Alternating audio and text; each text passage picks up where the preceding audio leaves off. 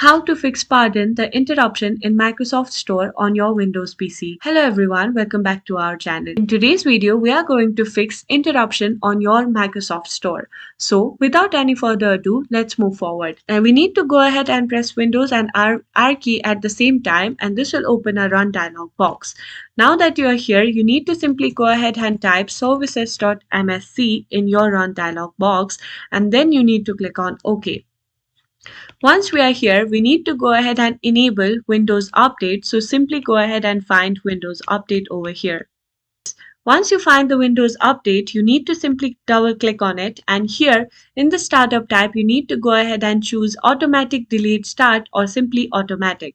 And once you have done, you need to click on OK.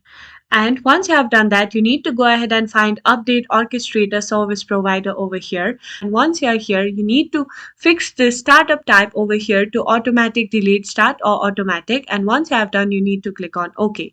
Now that you have done that, we need to head over to our start icon, and from here you need to go ahead and restart your computer. And this might help you resolve the issue.